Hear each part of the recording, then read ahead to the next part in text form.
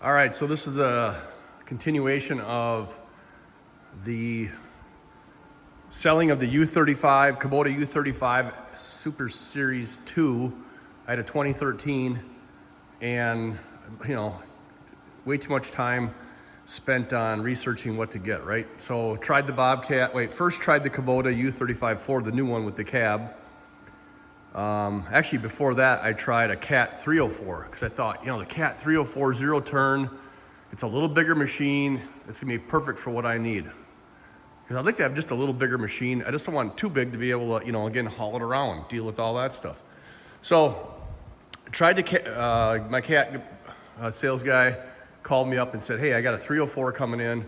It's got I think I had like 600 hours on it. It's a couple-year old, nice machine, had all the bells and whistles. Had a long arm on it, but the one thing I noticed instantly is when I'd swing the house out to the side with a bucket of dirt, that thing was tipping. And of course they say, well, it's because it doesn't have the dual flange rollers.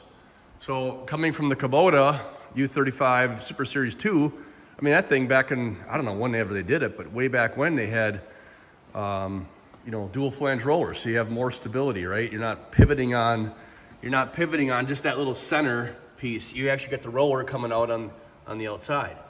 So, and I never thought I would get a Bobcat. I'm like, I ain't looking at those things.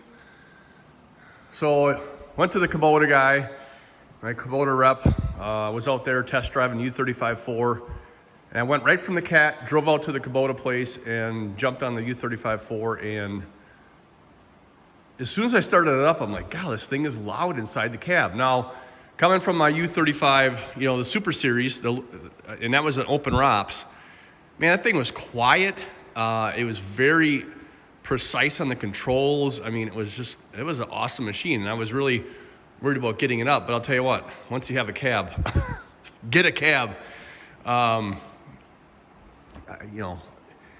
Anyways, so the U35-4, I instantly noticed it was extremely noisy inside the cab. I didn't like the way the controls were. When you sat in the seat, I felt like, and again, you can adjust it, but you couldn't adjust it much, that this was way down here. So like your hand was coming here and you had to drop your wrist way down to grab this thing. Didn't like that. I did love the seat. It had just a Super Series, awesome seat in it. It did not have a radio, but you could put one in the back. But I felt like, everything else was fine on it. It dug like my old one. But the problem I'm having is you can't get it in a long stick, and I'm like, I want more reach. So that was another reason to go to a 40 series machine. So he's like, well, get the KX040. So I'm like, I don't want anything hanging out because, when you're you're just doing this kind of on the side, or you're moving it around in a shop like this, all you need is this house to swing around and take out your wall, right? I thought, so this one, actually with the extra counterweight on it, does come out a couple inches, but nothing that, I don't think is gonna be a problem. So then I thought, I'm just gonna check out these Bobcats. So I went down to the Bobcat place and started researching them, and then I realized that the E35 comes in a 25 horse, the E35i, and then the 33 horse. And you can get them with a long arm, you can get them with the extended arm like I have. They got the Bobcat X change. Some people like it, some people don't. It has an angle blade. Got to have an angle blade. I'm using this machine for everything, right? Angle blade. Got to have a thumb. One thing I liked right away is that there's no grease point on that internal cylinder for the swivel. This knuckle is not on the outside like all the other ones. And if you're ever coming around this way, that's just another, knuckle that's sticking out. All right. This is like a fiberglass poly or something, which is fine by me. It's less thing to put a dent in. And when I came down to look at these, I talked to the sales guy, a really cool guy down here, and I started, researching them, looking at them, and like the minute I jumped in this cab, all right, I jumped in this cab coming from the Kubota, and I'm like, holy fright, you can see. Now, granted, these pillars and stuff are a lot thinner, and supposedly the Kubota is like I don't know, some super standard that you got to have for certain job sites or whatever. But again, for me, I don't know, it's good enough. Just a guy with a, you know, little hobby. It's my toy, really. But at the end of the day, this cab is extremely visible. I mean, I just felt like I could see everything in here. I had tons of room, you know, just like the Cat. It has the swing control is on the thumb right here, the rocker buttons. And then if you want to do the thumb, all you do is hold this down till it beeps, and now you're controlling the thumb. And it remembers where your last thing is, okay? Until you would actually shut the machine off and restart it. And then over here is your extended arm. So, I mean, that thing works slicker than snot. No key on this thing. I did not realize this, but the Bobcat radio does not have Bluetooth. Not the end of the day, but I think I could pop this out. I think Jensen makes a one that would just pop right in it with Bluetooth. So, I mean, that's not a big deal. I just felt like the visibility in this thing was unbelievable. And I thought the controls, the foot pedal, the seat, even though it's not a high back seat, it's a really comfortable seat. And it has, if I can get back here, a heated seat option, right? It's got some nice little compartments back here. Your Bobcat exchange is here. Your wiper's here. I was using this yesterday the first time. I kept hitting the wiper, but got that figured out. And you know, the window pops up just like the Kubota, and it's got a little latch up here, so I didn't really see that it was rattling. The wiper actually stays right there, does not come up with the unit. I don't know, you can oh, one thing you can do on this one too is the travel alarm you can actually turn off. Now you gotta do it each time you travel, but you can at least turn it off. The Kubota, when I was driving it, man, I felt like that travel alarm was right behind you. It was super loud. Now again, you can always disconnect that if you're that kind of guy, which I still might do.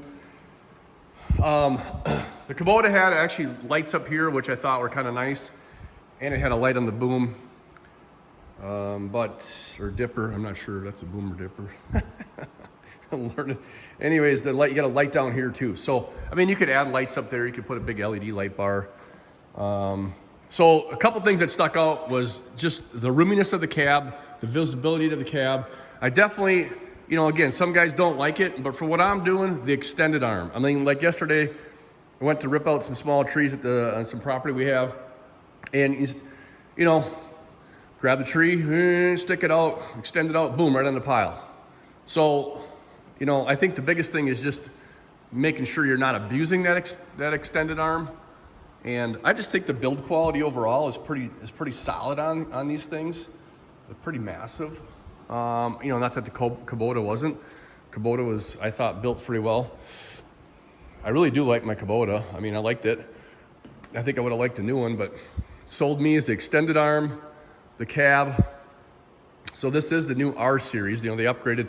They're going through their whole line doing a R series. And I did go with the 33 horse. I don't know. I mean, they probably don't need it. It does have a little turbo right here.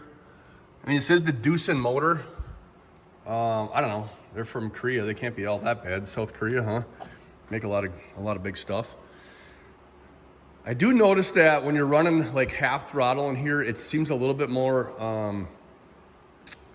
vibraty. I wouldn't say vibraty, just a little. It feels like it's running rough, but I think that's just the way it feels. And again, I'm going from my Super Series where that motor, wherever you put it, was just solid.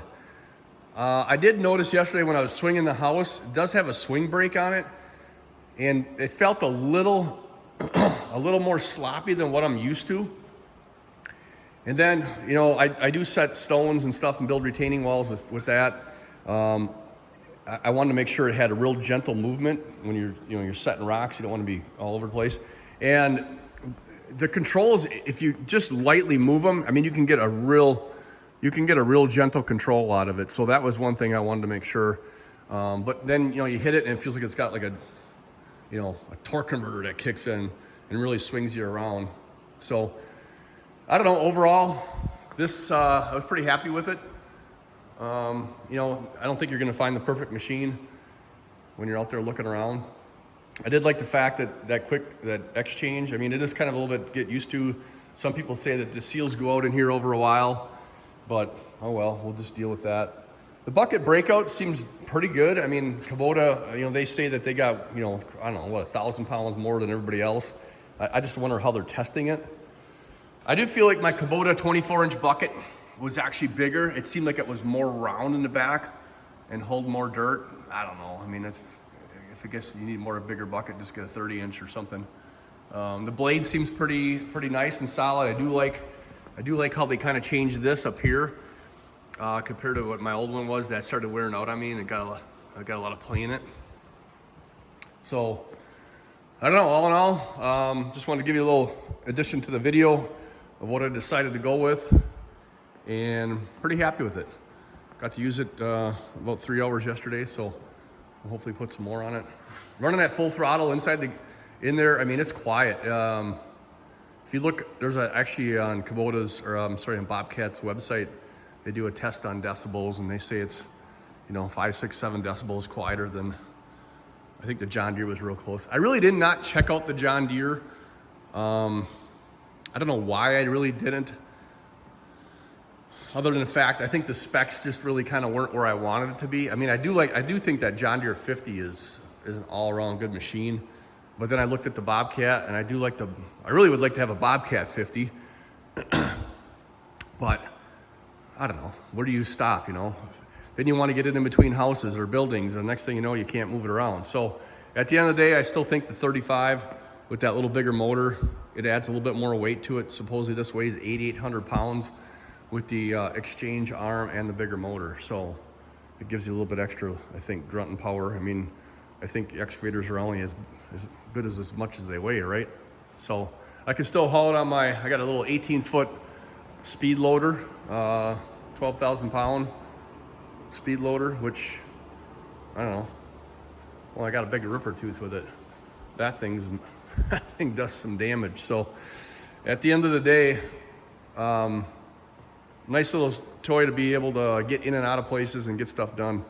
So, all right. Hope you enjoy it. Thanks.